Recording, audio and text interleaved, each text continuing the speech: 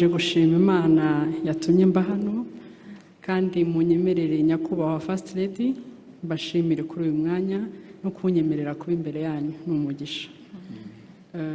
Mpereye kubyo Lambert yaravuze nibyo koko tugira indangagaciro tugenderaho ariko ntituburi bitugonga. Pasteur Didier yageze kubivugaho twagonzwe cyane n'umwanya y'umugabo namukunze cyangwa se twabanye akora ibintu byinshi ari umuhanzi akaba n'umuganga. Ngeze mu rugo rero nk'abagore tujyana n'imigisha nkihagera bahawe umwanya mwiza mu kazi ari nako tunabyara bituma rero umwanya uba muke. Kwa kuntu yamenyereye guhuza ibintu byinshi cyarimwe yahise atangira n'ibintu byo kwandika ibitabo, yandika ibitabo by'abana kanabishushanya bikoreshwa mu mashuri ya primaire. Hanyuma nanjye ninjira mu rugo ndi umuntu wumva ko nzajya nakira umugabo nk'umwami. Wa mugabo umwanya wo kumwakira urabura. Akajya agera mu rugo ananiwe ariko uko yabayeho akunda gufatira ibintu icyarimwe akagera mu rugo ambwira ati ngwino muri ofisi niho ngiye kuba nkorera. Ubwo nanjye imeza nayiteguye nk'iy'umwami nyine nashyize n'ururabyo rw'iroza hagati. Wa mugabo akicara muri ofisi ahantu mu rugo ati bya biryo byaruze turire hano. Ubwo rwa rurabyo ntarubonye ya masorori nkashyira ku masahane nkazana. Ndabireba ubwo niko n'abana baba benshi akaza basuza ati banza nimba suze vuba vuba atari utuntu ngiye gushushanya. Ariko mbyitegereje mbona binyuranye na kwa kundi nshaka ko ibintu biryoha. Nza kwigira inama yo gusenga ndavuga ngiye kubisengera Imana nk'uburyo nabimubwiramo. Iyo dukora twumva ko turi gukorera umuryango. Umuntu ushobora kumubwira uti oroshya gata kubwira atari kufite ikihe kibazo sindi gukorera umuryango si amafaranga dushaka wenda akaba yakumva nabi. Narasenze koko Imana iranshoboza mbimubwiye abyumva vuba. Ndambwa nti ndagukeneye hari ikintu nshaka ko tuganira. Rero nubwo ufite inshingano ukaba uri gushakira umuryango ariko nanone uru rugo uri umwami. Hari intebe umwami agomba kwicaramo. Iruhande hari umwamikazi. Hari amakeya. Nkeneye nawe ukaba ukeneye. Ntaba bana bacu nabo baragukeneye. Ni wowe bigerageze ujye uva ku kazi uduhe umwanya muto. Urebe ka kazi uzagakora n'ibyo ukora uvuye mu kazi uzabikora kandi ubikore neza. Yanyumvishe vuba birimo Imana byose birakunda. Atangira kujya ava ku kazi n'undi yazaga kare ariko agahita ashaka gukora ibintu byinshi. Na ya cya gitabo yamara kugishushanya tereka nsimbukire muri studio gato. Atangira kujyaza akunda kwikurira abana ku kazi ku ishuri agasanga nanjye nageze mu rugo kare akaza none avuga ati noneho mu gihe uri koza abakobwa ndabanoza abahungu. Ibintu bitangira kuryoha. Ejo akagaruka avuga ati ariko nimuze dukora amandazi akunda guteka cyane. Mu gukora amandazi agahamagara abana be bose ubwo nanjye nkaba ndaho mu gihe bari gupona nti mukoragera amagi ntinguhe isukari. Ugasanga none ibintu birushaho kuba byiza ariko naye bimuruhura mu mutwe. Nashaka kwampa umwanya ngo mwereke ko nubwo yiriwe mu kazi ashyizemo iminota yo kuba mu rugo dukina turuhutse biramuruhura kurusha. Ibyo bintu byaramuruhuye yaza yabaye na stress ku kazi akaza avuga ati murebe akantu dukina ndebe nabonye binduhura. Nukuri byaramufashije cyane narabibonye. Akagira iyo mikino yacu dukina mu rugo tukagira umwanya wo kwigisha abana umwanya wo gusenga. Noneho dufite abana batanu ifite abana benshi bitabishyizeho gahunda biba bibi. Twashyizeho gahunda y'amasaha y'abana yo kurya no kuryama kare. Saa 2 wacu nta mwana uvuga. Ya masaha abana baryamye ni umwanya wacu turi babiri wo kuganira, ni umwanya wo kureba ibyo azakoresha mu kazi, ni umwanya wo kwandika bya bitabo, ni umwanya se wenda tunahitamo kureba na filime. Njye nkunda filime cyane we akayanga kubi. Akambwira ati televiziyo ntukayishyira imbere ariko haba harimo maniyu yavuzwe cyane ngira ngo yari yababwiye. Maniyu yahagera akaza vuba vuba ati cara nkore ku mukinyi duheruka kugura. Kandi yarambwiye ko televiziyo atayikunda. Ariko uwo mwanya rero tuwushyizemo byabaye byiza ku buryo n'igihe yabaga afite akazi kenshi ko gukora kubera wa mwanya yaduhaye ni nk'ifumbire. yaragendaga agakora jye n'abana tukavuga ngo papa ari busy, aho azazira tuzahita dukora ibi n'ibi n'ibi, ugasanga abana birabafashije kandi nawe biramufashije. Mpamya cyane ko no mu kazi byamufashije cyane, abakoresha be nibareba bazasanga umusaruro uri hejuru cyane.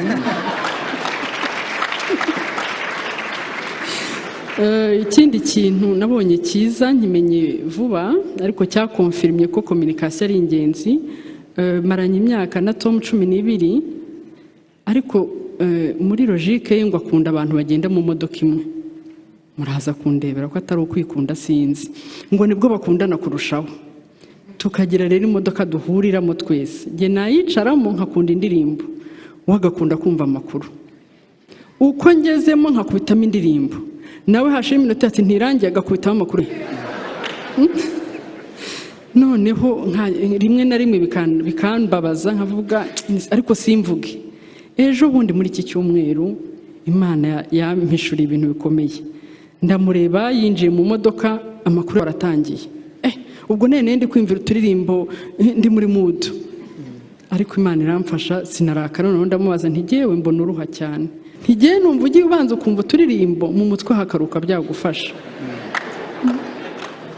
None haransubiza ati ngewe burya indirimbo nakazi kuri jye. Hari igihe dutwarwa cyane tukibagirwa ko twashatse abantu bafite n'impano nziza y'ubuhanzi. Ndamwe ntuzi ko ari byo. Ati giye ndikumva indirimbo ntangira kumva he ibyuma bihengamye mastering niki, ati rimwe na rimwe hita njya muri studio kandi atari umwanya wabyo. Atari ko amakuru aranduhura mu gihe mwebwe indirimbo arizo zibaruhura. Nasanze naratinze kubibaza. Iyo myaka 12 yose naramuvunye. Ubu kuva uwo munsi rero sintuma nagera mu modoka mbona tunguka hari nagezemo nakwisema amakuru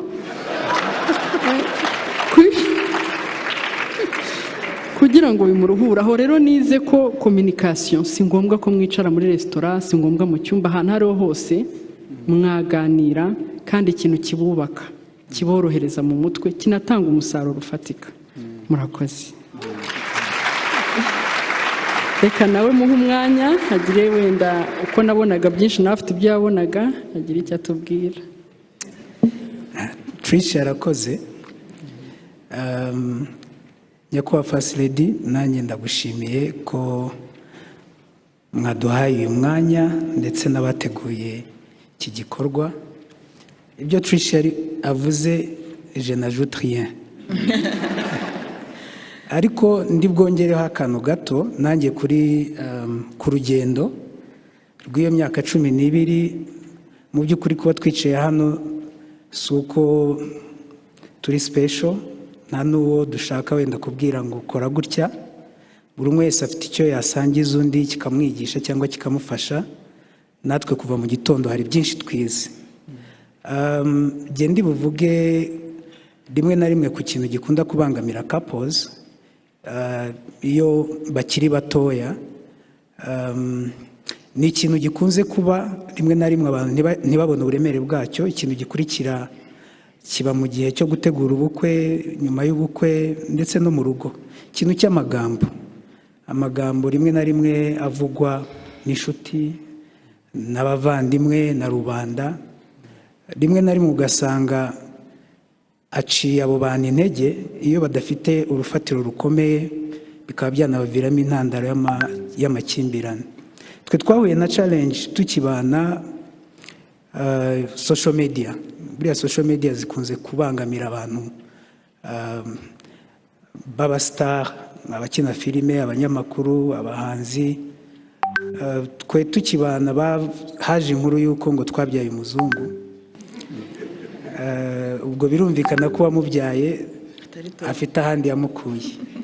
Hanyuma banarenzaho ko twamaze no gutandukana, yatwaye imitungo yagiye. Ibyo bintu urumva ko ari ibintu biri bizarre, nge narabisuzuguye rero. Ndetse nayo kuko turi kumwe twibagiwe ko twari dufite umuryango.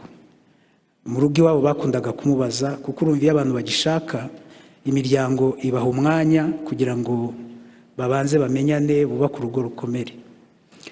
Igihe kimwe rero bamwe mu bantu b'ababyeyi be baramuhamagara, baramubwira bati ibintu twumva koko niba mufite ikibazo mwatwegereye tukakiganiraho, ariko ntituzabone biturika. Trish agerageza kubasobanurira. Uwo munsi bihurirana ko nanjye inshuti yanjye, hari umuntu w'inshuti yanjye twanagendanaga, twabaga turi kumwe kenshi, wamamagaye ati rero hari ibintu nashatse kukubaza ariko mbura uko mbivuga, ariko unyihanganire mbikubaze kuri telefone. Atowe na Trish mufitanye ikibazo. So nawe ndamusobanurira, ndamubwira nta kibazo dufitanye, kubw'amahirwe ibintu bavugaga hari n'undi bari barabivuzeho. Ndamubwira nti se wa undi wundi babivuzeho urabona atari script bafashe bakayituzanaho. So ariko kubera ko twakomezaga kubibazwa n'abantu benshi, icyo gihe nakoresheje social media kuko ni naho byari biri, mbivugaho ndabyadressinga, kubw'amahirwe birahagarara. Urwo ni urugero rwatubayeho, ariko ngira ngo abantu benshi bahura n'ibyabo. Ushobora kuba mu rugo ugasanga wenda umugabo wawe iwanyu ntago bamukunze mu ntangiriro ko batamuzi, byamugeraho bikamuca intege, noneho mukubaka urugo mutibona neza mu muryango, cyangwa mwamugishakana bati ko mutabyara, cyangwa mwabyara umwana wa mbere bati ko mutarabyara uwa kabiri. Ugasanga ibyo ubwabyo rimwe na rimwe bitari mu bushake bwanyu, kuko hari abantu bashobora no kubana bashaka kubyara bakamara imyaka 5, 10 bakazababyara. Icyo twakinyuzemo gutyo, kuko of course twaraganiraga hagati, ariko ko cyavugirwaga hanze y'umuryango habayeho uburyo bwo kucyadressinga. Ikindi ndi buvugeho ni ku kintu gikunze kutugonga by'umwihariko kijyanye no kubahiriza igihe. Nkeka ko n'abagabo benshi bahura nacyo, aho iyo mufitanye gahunda nk'uko yabibabwiye dukunda kugendana, twizera yuko iyo abantu basenga bari kumwe, iyo abantu banagendana, iyo abantu barara mu cyumba kimwe, kuko hari n'igihe abantu bafitanye amakimbirane, umwe ashobora kwimuka mu cyumba akajya mu kindi azi ko arimo gutanga amahoro, ariko bikarangira ahubwo ashyizeho distance izagorana gutuma habaho kuganira. Twe rero tugerageza ko ibintu nk'ibyo by'ingenzi tubikorera hamwe. Ku kijyanye rero na time, n'uyu munsi tujya kuza buriya namuhaye umwitangirizwa, aritegura, amaze kwambara, atangiye kwambara wenda tw'ingenzi twa nyuma, nanjye mbona kujya kwitegura kuko njye nitegura vuba. Ubundi mbere nariteguraga nkajya mu modoka ngatangira kuvuza amahoni, noneho yaza tukagendana turakaye tutavugana, kuko mushyizeho pressure, wenda aje nta makiyaje akoze cyangwa ntabwo yizeye uko byagenze, aje arimo kwireba mu modoka ambaza ati kubera icyo banshyizeho pressure, mba nabanje gutegura abana kumenya icyo baza kurya tudahari, kuko n'umuntu ukunda abana cyane. N'ubu nubwo mwumvise dufite abana 5 bayifuza n'uwa 6 kuko ndetse niyo ashaka no kwiga yifuza ngo ibintu bya parenting ni impano ye. So umwanya munini rero nubwo akererwa akunze kumara arimo areba ibyo mu rugo, areba iby'abana, noneho twaza yumva ko afite reason, nanjye numva ko aho tugiye kuhagera wenda tuhagera dutinze, bigatuma tugendana tutavuga. So ibyo rero naje kubibona, mbona ko niko ateye, nta kintu nabihinduraho, kandi biba byumvikana. Noneho mu mwitangirizwa twagendana mu modoka tukagenda duhuriyemo, tukagenda tuganira. Icyanyuma gikunze kugonga abantu cyane cyane abagabo, ni ikintu akenshi dushaka abagore tunarusha n'imyaka, noneho ukaza unafite n'iyo superiority complex. Rimwe na rimwe ugatekereza ko kuba umugabo ari ugufata icyemezo. Byajyaga bikunda kubaho, ariko ku tuntu duto duto, nk'utuntu twa priority, twagombaga gukora iki, ariko reka tukireke dukora iki. So ibanga twakoresheje nuko priorities z'ibyo twifuza gukora tuziganiraho mbere. Imishinga tuzakora muri 2030 turayifite iranditse, bivuze ngo uno munsi niyo waduha nka miliyari 5 dushobora kuzisipendinga neza tutazangije, kubera ko ntabwo twatekerereje mu bushobozi dufite nonaha. Kuko ikintu twabonye ari igihe ubona nk'amafaranga ugasanga hari ikintu kije cyihuta, iyo utatekereje ngo nayakoresha iki, ugasanga uyadepanshije mu kintu, uratashye usanze mugenzi wawe nawe yari afite ikindi atekereza, ibintu bitangira kuryoha. Ejo akagaruka avuga ati ariko nimuze dukora amandazi, akunda guteka cyane. mu gukora amandazi agahamagara abana be bose, ubwo nanjye nkaba ndaho mu gihe bari gupona, ngukorogera amagi, ntinguhe isukari, ugasanga noneho ibintu birushaho kuba byiza, ariko nawe bimuruhura mu mutwe. Nashaka kwampa umwanya ngo mwereke ko nubwo yiriwe mu kazi ashyizemo iminota yo kuba mu rugo dukina turuhutse biramuruhura kurusha. Ibyo bintu byaramuruhuye, yaza yabaye na stress ku kazi akaza avuga ati murebe akantu dukina ndebe nabonye binduhura. Nukuri byaramufashije cyane, narabibonye. Akagira iyo mikino yacu dukina mu rugo, tukagira umwanya wo kwigisha abana, umwanya wo gusenga. Noneho dufite abana 5, ufite abana benshi, utabishyizeho gahunda biba bibi. Twashyizeho gahunda y'amasaha y'abana yo kurya no kuryama kare. 2:00 wacu nta mwana uvuga. Ya masaha abana baryamye ni umwanya wacu turi babiri wo kuganira, ni umwanya wo kureba ibyo azakora ejo mu kazi, ni umwanya wo kwandika bya bitabo, ni umwanya se wenda tunahitamo kureba na filime. Njye nkunda filime cyane, we akayanga kubi. Akambwira ati televiziyo ntukayishyira imbere, ariko haba harimo maniyu yavuzwe cyane, ngira ngo yari yababwiye. Maniyu yahagera akaza vuba vuba ati cara nkwereke umukinnyi duheruka kugura, kandi yarambwiye ko televiziyo atayikunda.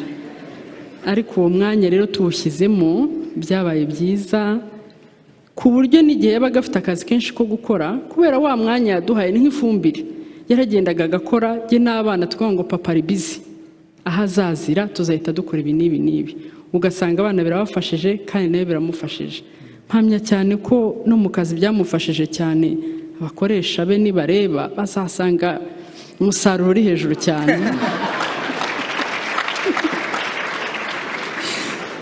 Ikindi kintu nabonye cyiza nkimenye vuba, ariko cyakonfirmye ko communication ari ingenzi. Maranye imyaka na Tom 12, ariko muri logique ye ngo akunda abantu bagenda mu modoka imwe. Muraza kundebera ko atari ukwikunda sinzi, ngo nibwo bakundana kurushaho. Tukagira rero imodoka duhuriramo twese, nge nayicaramo nkakunda indirimbo, wagakunda kumva amakuru. Uko ngezemo nkakubitamo indirimbo, nawe hashira iminota ati ntirangiye agakubitamo amakuru. Noneho rimwe na rimwe bikambabaza nkavuga ariko simvuge. Ejo bundi muri iki cyumweru Imana yampishura ibintu bikomeye. Ndamureba yinjiye mu modoka, amakuru aratangiye. Ubwo nene ndi kwimvira uturirimbo ndi muri mood. Ariko Imana iramfasha sinarakara. None ndamubaza nti jewe mbona uruha cyane, ntigiye numva ugiye ubanza kumva uturirimbo mu mutwe hakaruka byagufasha. None haransubiza ati jewe burya indirimbo nakazi kuri jye. Hari igihe dutwarwa cyane tukibagirwa ko twashatse abantu bafite n'impano nziza y'ubuhanzi. Ndamwe ntuzi ko ari byo. Ati giye ndi kumva indirimbo ntangira kumva aho ibyuma bihengamye, mastering n'iki. Ati rimwe na rimwe hita njya muri studio kandi atari umwanya wabyo. Atari ko amakuru aranduhura mu gihe mwebwe indirimbo arizo zibaruhura. Nasanze naratinze kubibaza. Iyo myaka 12 yose naramuvunye. Ubu kuva uwo munsi rero sintuma nagera mu modoka, mbona tunguka hari nagezemo nakwisema amakuru. Kugira ngo bimuruhura. Aho rero nize ko communication si ngombwa ko mwicara muri restaurant, si ngombwa mu cyumba, ahantu hariho hose mwaganira, kandi ikintu kibubaka, kiborohereza mu mutwe, kinatanga umusaruro ufatika. Murakoze.